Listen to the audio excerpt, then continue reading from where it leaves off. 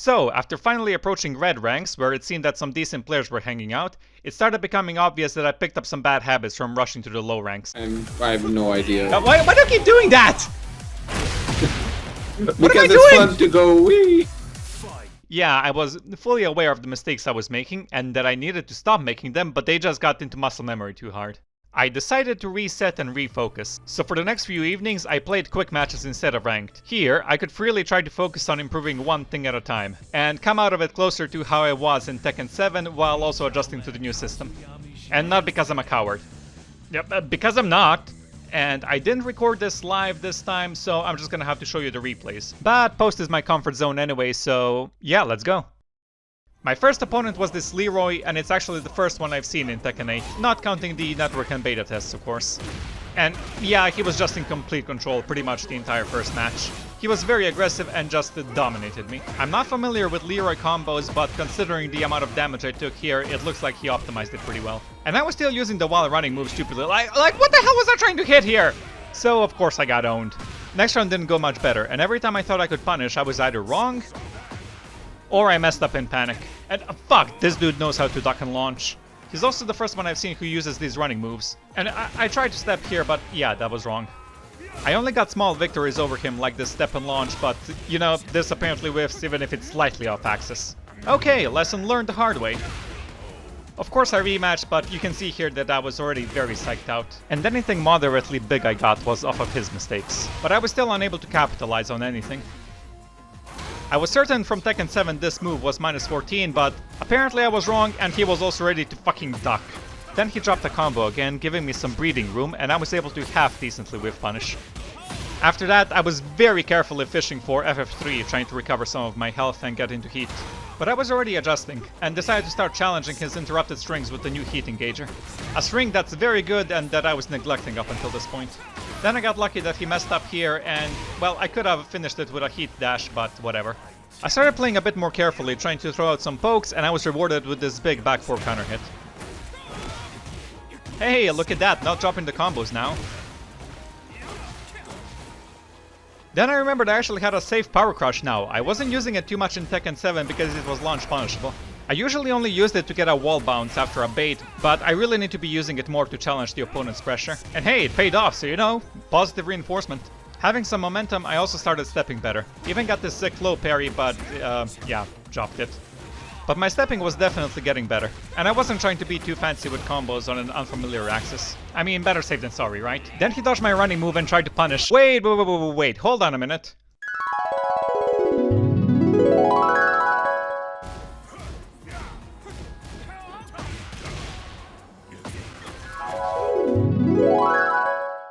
Aha! I mean, he took the round in the end, but hey, at least I started paying attention. The day before I just kept throwing out the exact same flowcharts, no matter how many times I got punished. Having remembered my 13 frame punishes, it was time to get used to the heat engager. It works pretty well, and so does the power crush when I remember to use it. I had this problem when charging up though. I don't press early enough and this quick wake up just gets me. I wasn't worried though, because at this point I was pretty confident I'd come out on— Oh, what the fuck is this unseeable bullshit? Okay, well finally others are dropping combos. And off of that mistake, I was able to take the match. Of course, we rematched for the final time, and now I was more determined than ever to win, which means my defense had to improve. I gotcha! Okay, now we're getting somewhere. I'm starting to feel a bit more like my old self. Finally playing some good-ass Tekken. Now I just gotta wait. I know this situation. I'm not letting that happen again. Oh, okay, I'll take it. Thank you. It was a hard-fought battle, but in the end, I managed to win. Okay, well, that was one hell of a warm-up, but from now on, it should be relatively easy to get my game back, just one step at a time. GG's.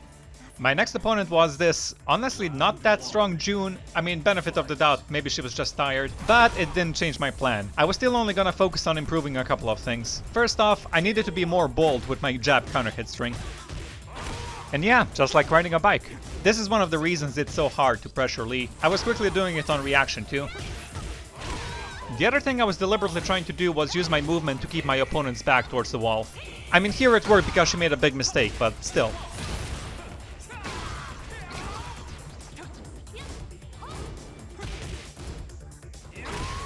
With the benefit of a wall, I could also use my power crush to keep her there, which is something I'm used to doing from Tekken 7, but it's much safer now.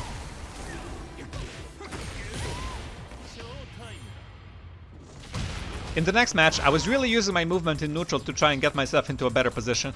And because she didn't do the same, she was quickly literally with her back against the wall, allowing me to fully control the spacing. And yep, there's that jab counter-string from earlier.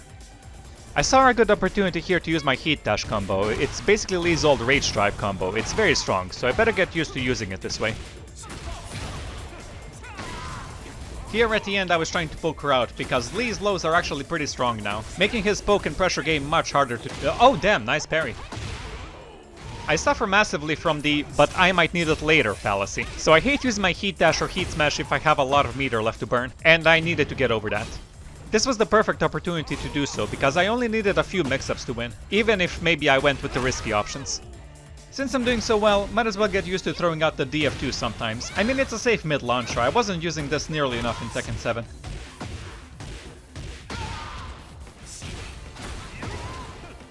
Hey, big boy combo as well. That's well worth getting down, the damage is huge.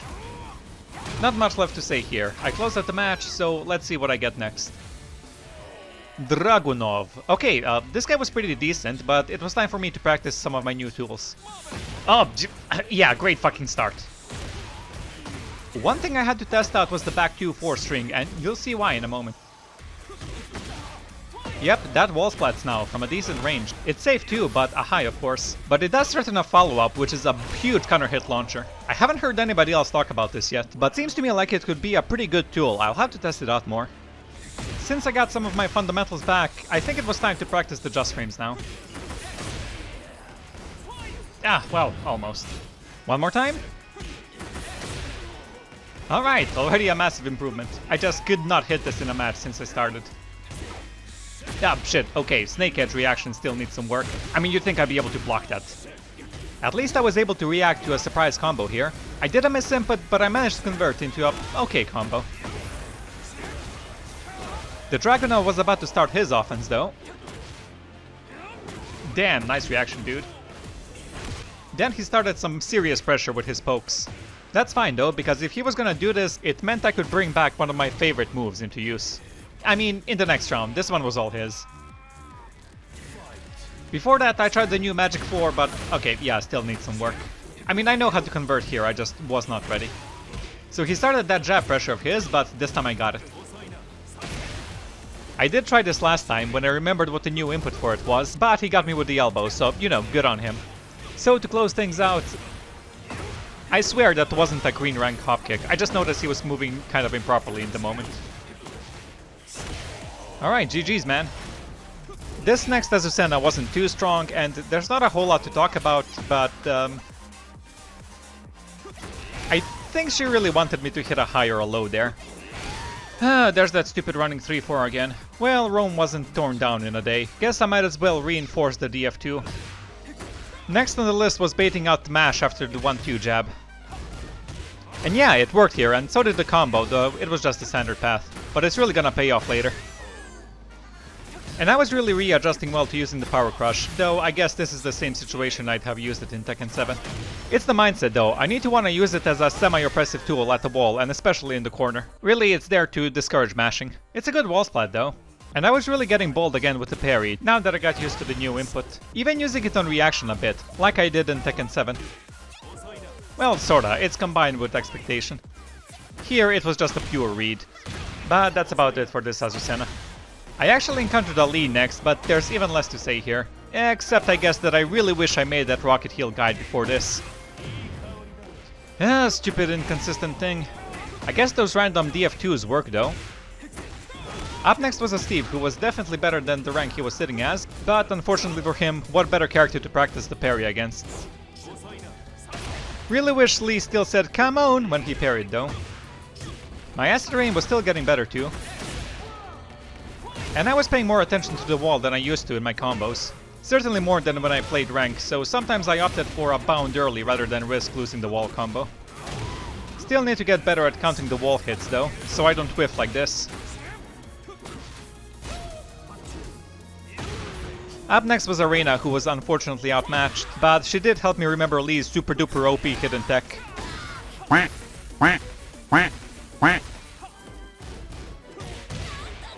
Okay, that was kinda mean. And I haven't talked about it yet, but I was getting slightly more used to the new Magic 4 Just frame.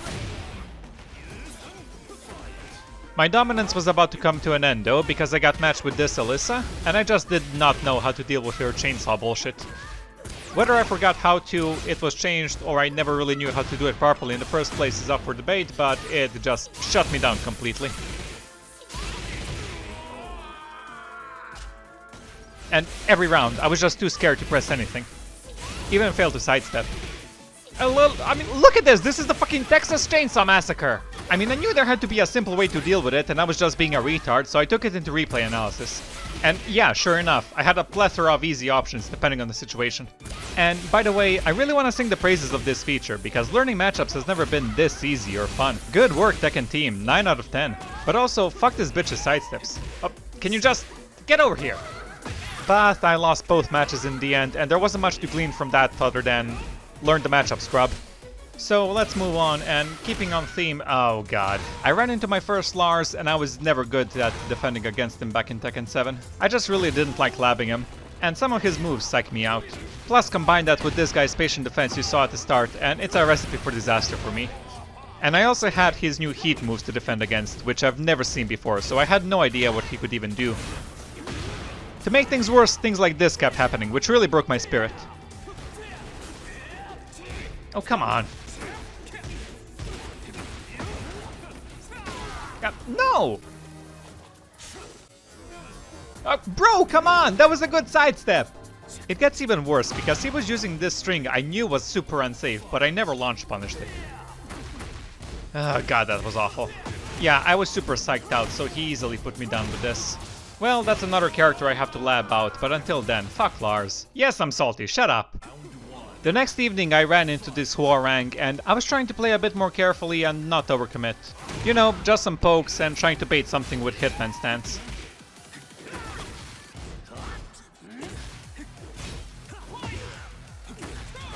But I still tried to press my advantage when I thought I had it. Good opponent though, and maybe I got a bit lucky here, but fortune favors the bold, I guess. Getting used to the jab counter hit string was really gonna pay off against this guy.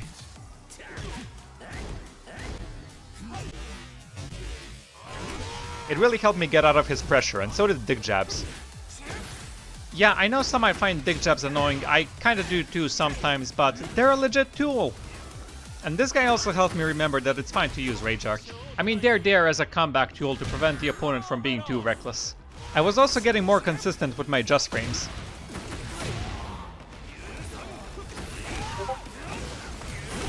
And I was tampering my offense with defense. I mean, I could have launched that, but gotta practice the just frames, right?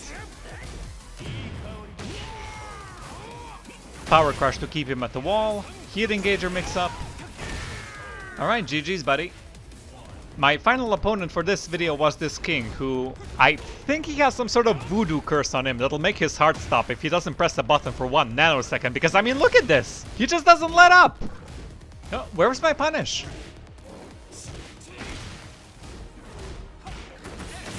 Okay, well now I can finally get my offense going.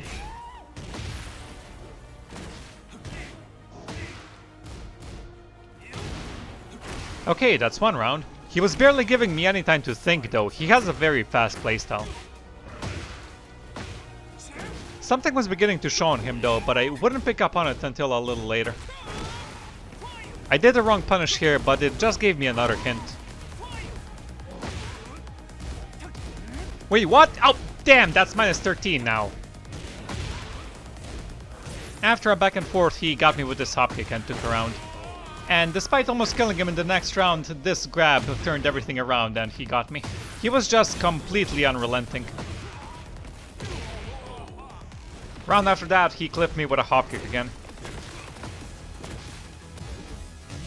Wait, he mashed there? Really?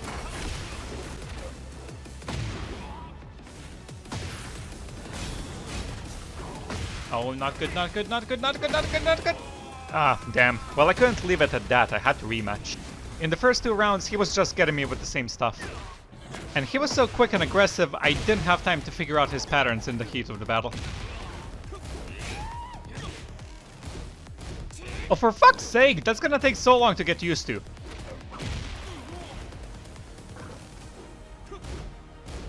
Then he got me into his mix-ups again, like he's fucking Kazuya.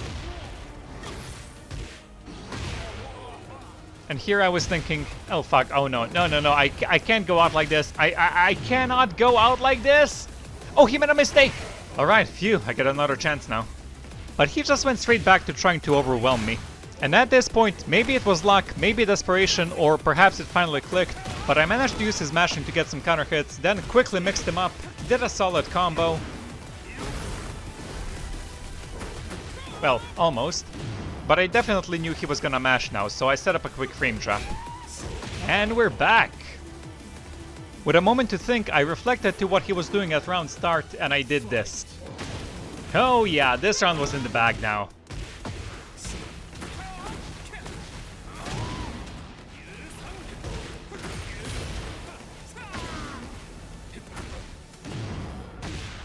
Oh, nope! Now mash! Alright, I had him figured out now. All I needed to do was set up some advantageous situations and let him mash himself to death.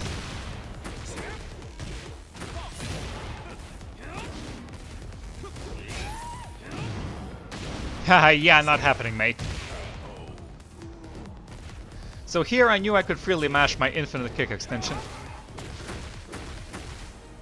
But he wasn't actually stupid, he actually adjusted to using a mid here.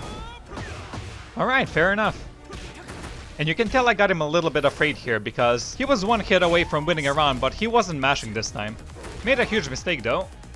Alright, just one more and victory is mine. And I had his number now, I knew exactly what I was doing. He was gonna mash after my jab string here, which was his undoing.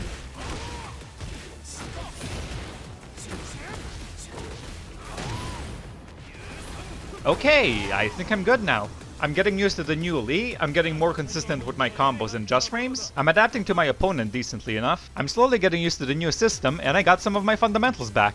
All that's left now is to hone it against good players, which means it's time to go back into ranked.